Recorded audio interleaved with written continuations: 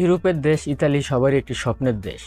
তো এখন যে বিষয়টা সেটা হচ্ছে কি যে ইউরোপে যাওয়ার স্বপ্ন সবারই তো আছে, বিশেষ করে ইতালির ক্ষেত্রে। আর সেটা যদি মনে করেন আমাদের বাংলাদেশের জন্য আরেকটি সুযোগ থাকে 2025 সালে, মানে স্পন্সর হোক এগ্রিকালচার হোক জমা দেওয়ার। তো আমরা সবাই জানি যে 2025 সালের ফেব্রুয়ারির 5 তারিখ, 7 তারিখ, 12 তারিখ ফ্লুসি বা ক্লিক ডে চলে গেছে। তো এখন 2025 সালে কি আবারও কি ফ্লুসি বা ক্লিক ডে কি আছে কিনা? হ্যাঁ, আপনি কিন্তু এই 2025 সালেও ফ্লুসি ক্লিক ডে পাবেন। অবশ্যই আমার এই ভিডিওটি সম্পূর্ণ মনোযোগ সহকারে দেখবেন।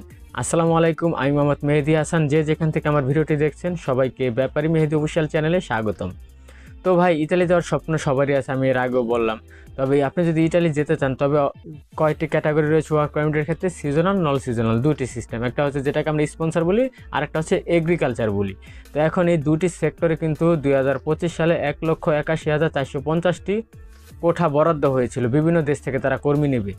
তার ভিতরে কিন্তু 70%-এর যে কোঠাটা সেটা কিন্তু আপনার 70% এই ফেব্রুয়ারির মাসে যেই ক্লিক ডেগুলো গেছে তখন এটা বরাদ্দ করা হয়েছে। বাকি যে 30% রয়েছে সেটা কিন্তু এই যে আগামী এই অক্টোবরের 1 তারিখে কিন্তু আবার এই ফ্লুসি ক্লিক ডে রয়েছে ইতালিতে। আপনি অবশ্যই কাগজ জমা দিতে পারবেন, অক্টোবরের 1 তারিখে আপনার ক্লিক ডে আছে। তো সেই ক্ষেত্রে আপনি কিন্তু চাইলেই অক্টোবরের 1 তারিখে আপনার ক্লিক ডেতে আপনি কাগজ সাবমিট করতে পারবেন না। সেই ক্ষেত্রে আপনাকে অবশ্যই যে জুলাই মাস আসতেছে 2025 সালের 1 জুলাই থেকে 31 জুলাইয়ের ভিতরে যদি আপনার আবেদন প্রিফিল করা থাকে তাহলে আপনি এই অক্টোবরের 1 তারিখে আপনার কাগজ সাবমিট করতে পারেন। অবশ্যই এই বিষয়টা মাথায় রাখবেন যে আপনার এই জুলাই মাসে কিন্তু আপনার প্রিফিল করা থাকতে হবে, নয়তো আপনি হঠাৎ জমা দিলে হবে না।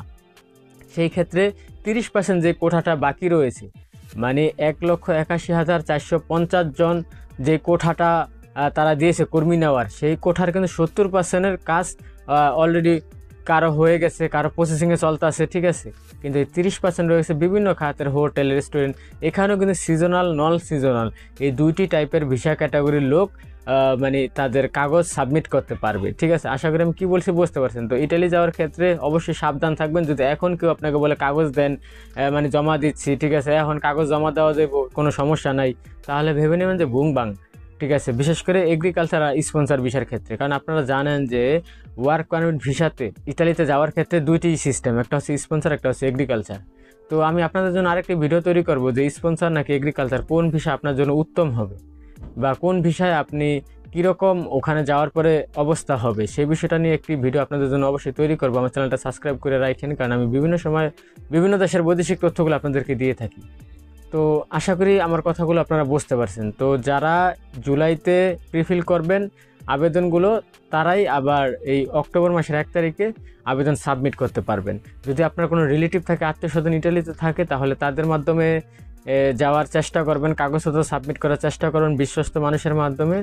আপনাদের আশাগুলো, স্বপ্নগুলো পূরণ হোক, সেই কামনায় আজকের মতো এই পর্যন্তই। সবাই ভালো থাকেন, সুস্থ থাকেন। আজ এই পর্যন্তই। আল্লাহ হাফেজ।